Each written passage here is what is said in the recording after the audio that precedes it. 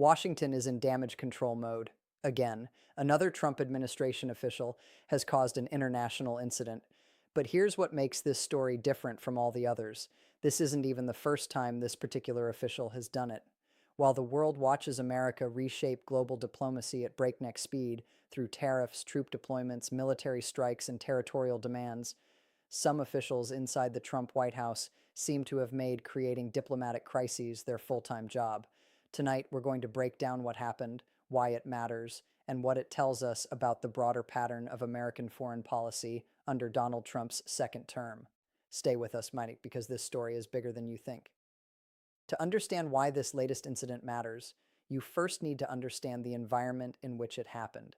Since January 20th, 2025, the Trump administration has fundamentally rewritten the rules of American engagement with the world. And we mean that literally. In just the first 100 days of his return to the White House, President Trump challenged or changed almost every aspect of U.S. foreign policy, pushing Ukraine toward an unfavorable ceasefire, raising tariffs to levels not seen in over a century, and shuttering the U.S. Agency for International Development, Council on Foreign Relations. The result? An international order that is scrambling to keep up. Trump has deployed tariff threats to shape the behavior of India, Pakistan, Canada, Europe, and the UK. He's wielded the threat of military escalation and of withholding support to force negotiations in Mexico, the Middle East, and elsewhere. Time. And this is not just about economics. It's about power, raw, transactional American power. World leaders have increasingly begun treating the management of Trump's personal emotions as a strategic priority. European leaders publicly flatter him, some privately compete to do so. The NATO Secretary General referred to Trump as Daddy. A Swiss delegation presented Trump with a gold bar. Qatar gifted him a $400 million plane. Time. This is the world in which Trump officials now operate, a world where the rules have changed, and where one wrong move by a senior American official can spark a full-blown diplomatic crisis, which brings us to today's story. This isn't a one-time mistake. There is a pattern here, and it goes all the way to the top. Let's take the most dramatic example first. Greenland. Since 2025, the Trump administration has sought to annex Greenland, an autonomous territory of Denmark, a NATO ally and member of the European Union, triggering an ongoing international diplomatic crisis. Wikipedia, and who was sent to Greenland to make this happen. In December 2025, Trump appointed Jeff Landry as a special envoy to Greenland. Landry said he would work to make Greenland part of the U.S. and intended to attend, uninvited, a traditional dog sled race. Wikipedia, you heard that right. An uninvited American official tried to crash a Greenlandic dog sled race. Denmark summoned the American ambassador in response, and the Danish foreign minister called Landry's statements completely unacceptable, insisting that everyone, including the U.S., must show respect for the territorial integrity of the Kingdom of Denmark. Wikipedia.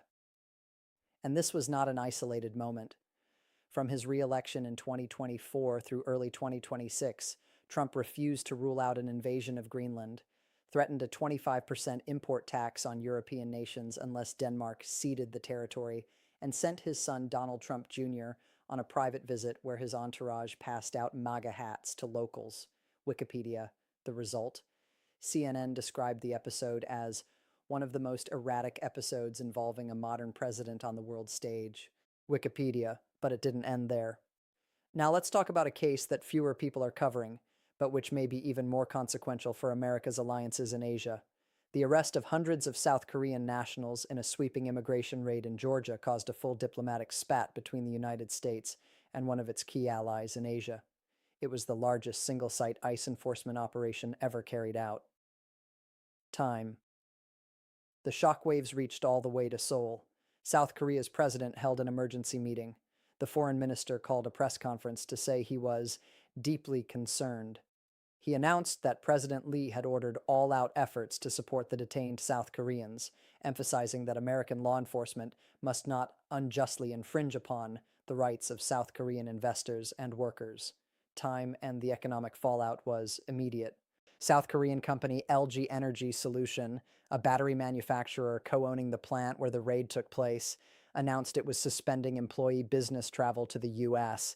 after 47 of its workers were detained. Time. Think about that. A major ally, one that is currently investing billions in American manufacturing, had to tell its employees, don't go to the United States. The chair of South Korea's main opposition party warned that mass detentions of workers could pose a serious risk at the national level to Korean businesses expanding across the U.S. time. And when asked whether he was worried this would harm relations with South Korea, President Trump's response was simple. He defended ICE and said the detained individuals were illegal aliens. This is the pattern. Officials act, allies react. Washington shrugs. Now, some of you might be thinking, okay, this is just tough diplomacy. America is asserting itself. Isn't that what Trump promised? Fair point. Let's look at the consequences. Britain has stopped sharing certain intelligence with Washington over concerns that U.S. strikes on suspected drug smuggling boats in the Caribbean violate international law. This move marks a rare public split between America and one of its closest allies. Center for American Progress. When your closest intelligence partner, the country you've shared secrets with for decades, starts pulling back, that's not tough diplomacy. That's diplomatic damage. The Trump administration executed one of the largest personnel cuts in State Department history, laying off more than 1,300 staff as part of a reorganization that eliminated offices focused on human rights, refugee resettlement, and war crimes. Center for American Progress. The people who are supposed to manage these crises, to call up foreign ambassadors, smooth over incidents, maintain relationships, are gone. As one retired diplomat and former American Foreign Service Association president put it, this is bad for our diplomacy, bad for our national security, and bad for our influence in the world. Kiev Post. And the geopolitical consequences are being felt in real time. By alienating key U.S. allies through aggressive trade policies and unilateral actions, the administration has created opportunities for China to strengthen its economic and diplomatic ties in those regions, potentially at the expense of U.S. strategic interests. Wikipedia. In other words, every time an American official causes an international incident and Washington fails to manage it, China gains. So let's come back to the central question this video is built around. Why does this keep happening, and why specifically is one official causing repeated diplomatic crises? The answer lies in how the Trump administration selects and empowers its officials. The main criterion for selecting American representatives abroad has effectively become the implementation of Trump's political and economic agenda, breaking with the nonpartisan tradition of the American diplomatic service. Kiev Post. That means officials are not being chosen because they understand international law, foreign cultures, or diplomatic protocol. They're being chosen because they are loyal and because they are aggressive. And when an aggressive official operating without diplomatic guardrails keeps doing the same thing over and over, pushing boundaries, making demands, showing up uninvited, and faces no consequences from Washington, they keep doing it. As one foreign policy expert put it, this administration is willing to push the boundaries of what we have come to see as normal, expected, legitimate international behavior in order to secure its dominance. Chicago Council on Global Affairs. The problem is, there's a cost to that. And the cost is being paid in relationships, alliances, and credibility that took decades to build. So where does this leave us? The Trump administration is remaking American foreign policy faster than any administration in modern history. Some of it, like the Gaza ceasefire deal, has earned genuine international praise.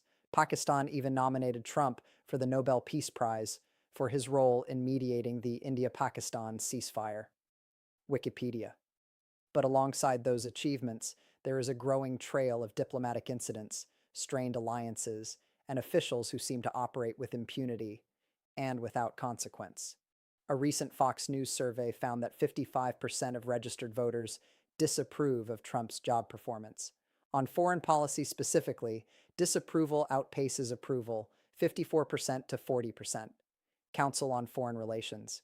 Even among his own supporters, the international conduct of this administration is raising questions. The real issue is this. In the modern world, America does not act alone. Every diplomatic incident has a ripple effect. Every crisis created by an official who does it again chips away at the trust that makes alliances work, intelligence sharing possible, and American leadership credible. So when you see a headline saying, another Trump official has caused an international incident, don't brush it off as political noise. Ask the deeper question, Why does this keep happening? And what does it cost us? Because the answer to that question will define America's place in the world for years to come. Thank you for watching. If you found this breakdown valuable, hit subscribe, and we'll see you in the next one.